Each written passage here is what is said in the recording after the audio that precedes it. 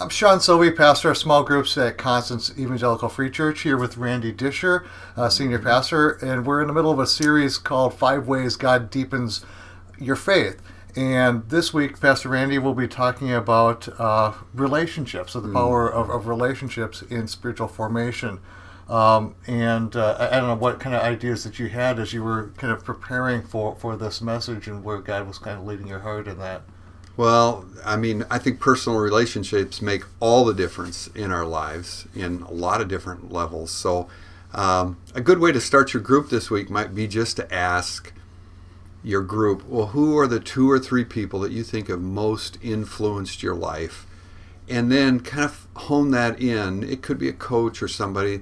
Then ask who has really helped move you spiritually? Who have been the biggest influences in your life? And we're going to use 2 basic passages, but there's a lot of Bible examples for this as well. I'm going to probably refer to Jonathan and David, might be just spur you on a little bit. Paul and Barnabas and how even their falling out, they built a body through that, so you could talk about that. But our 2 main passages, let me read them.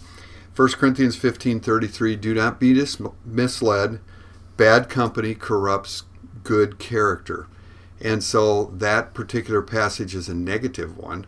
The second passage, Proverbs 13:20, he who walks with the wise will grow wise, but a companion of fools suffers harm. So you might want to look at those scriptures as far as their cause and effect. The fact is that when you walk with the wise, there's a slow growth towards wisdom. But when you don't walk with the wise, bad things happen. You suffer harm. So there is not an equal movement here. And so you might want to point that out and really talk about that point when you're dealing with your group. Randy, I got a question for you. Because I've been thinking about this in my life. Has there ever been a time in your life where you've grown spiritually that you can't connect it to a person, a name, a face, that there's someone that was involved in your life during that period of significant spiritual growth? Well, hardly. I don't think in our own lives. I sure don't notice that. I couldn't give long-term testimonies that said, yeah, in this stage of my life, it was just me and God, and we really grew together, because the church is one another's. It's our growth is one another. How do we know if we're not together? So most of the times we divert to the lowest common denominator, left to ourselves. So I think this is one of the great encouragements of being in small group, talking together. So I'd as a leader, I'd emphasize that as well with your group, that part of the reason we're here together is to really help one another to grow. Yeah, as I was thinking even about kind of my spiritual journey, the times in my life when I was growing most is I can associate a name and a face with that, and the times in my life where there is no name or no face really readily available, those are times where I either kind of stagnated spiritually or really probably kind of took some steps back spiritually. That the involvement of other people is just critical. Sometimes people will say, well, I want to grow my relationship with God, or they'll treat like growing my relationship with God or growing in relationship with other people as 2 separate things. No. I don't think it's possible to grow in your relationship with God outside of a community. No.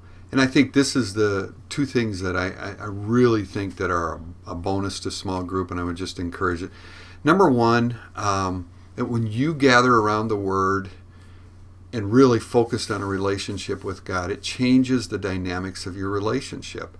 And this is why small group is so dynamic, and why you grow more is because together, when you sit around the Word, it creates a certain dynamic in your life to where God can work. Secondly, I think, like when I sit with the team and we talk about the sermon, or sit down with Sean and look at some of his notes for a small group or whatever, when we do that together, there's no way you can totally think of all the facets of how Scripture could apply to your life.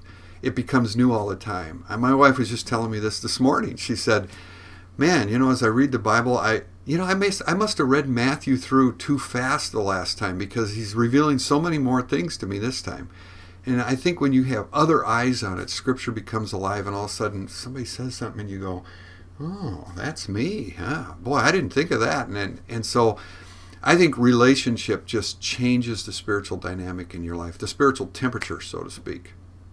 So in this week in small groups at Constance, in our Drive at Home studies, we'll look a little bit more closely at how God uses practical teaching through the Word and pivotal relationships in our lives to transform us and grow us in our faith with Him. Yeah.